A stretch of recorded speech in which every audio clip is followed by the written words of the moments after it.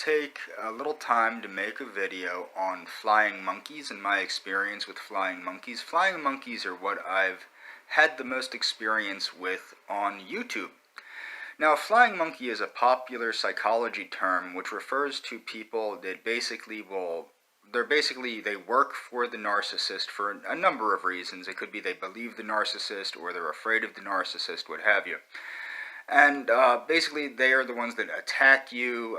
They try to spread rumors about you, character assassination, threaten you, which I've gotten a lot of death threats and things like that on here.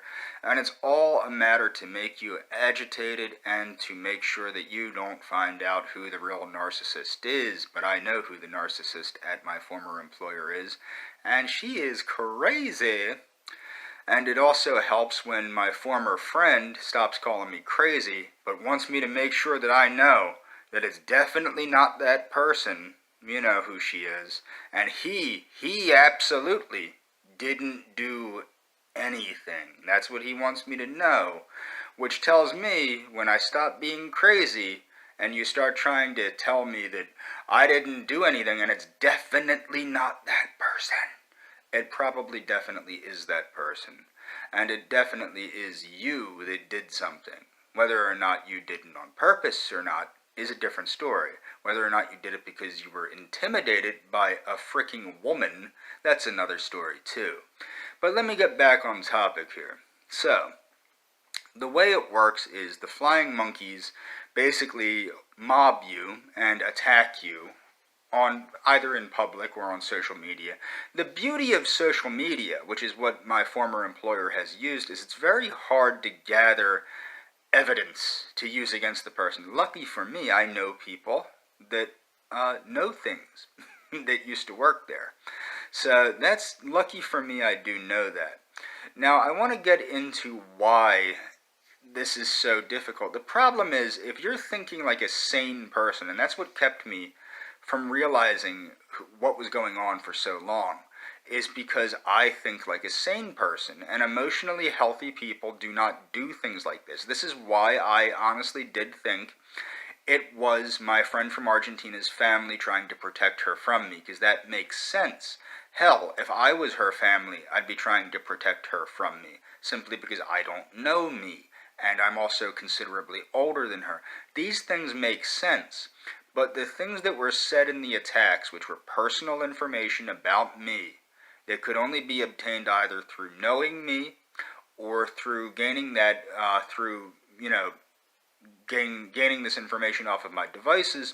Kind of like when I let my friend that works at this employer, because I needed somebody with a scanner, to email something to the consulate of Argentina for me, and I allowed him access to my email account, and then things started blowing up quite badly for me on here on YouTube. What it was is that was what they needed to access my accounts, was my email and my email address information. So what happened was this got really crazy after that, which was last year, last April. And it got worse and worse and worse. So the reason that these people do this can be any number of reasons, as I covered. They could be afraid of the narcissist. They might believe the narcissist. They might just not like you. And that's how it works. But basically what this is an extension of the same thing that I dealt with at this employer. It's isolation and intimidation is how they run their business. And what's funny about it is this. They run a business like this. They intimidate and ostracize not just the employees, but also the people that come there for help. And they wonder why everybody's leaving to either work at one of the other large mental health providers in the area, or leaving to go to one of the other large mental health providers in the area. And this is because they don't like the environment at this place. And that's all for this video. I don't know what else to say other than that. But what I do want to point out, no, it's not all. I do want to point this out. You people want to try and spread lies about me that I'm some kind of dangerous, violent, racist psycho. You know what? You're going off of my juvenile behavior. My friend from Argentina changed me quite a bit with the racism deal, okay? That changed my outlook quite a bit.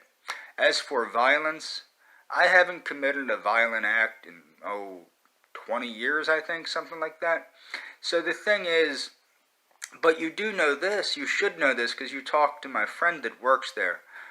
I would never participate at this point in time in an act of violence. The only way somebody would get me to be violent is if they tried to aggress toward me, if they tried to attack me with physical violence.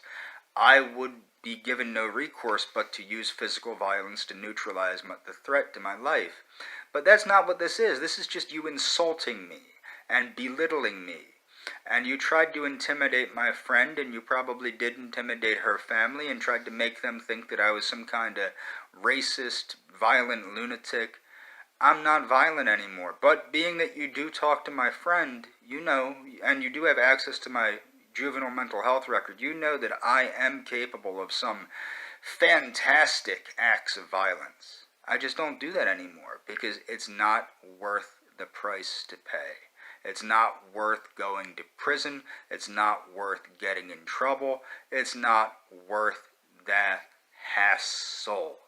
But psychologically, violence ain't nothing to me. So I would keep everything, if I were you, online like it is, and not, not start anything in the physical realm.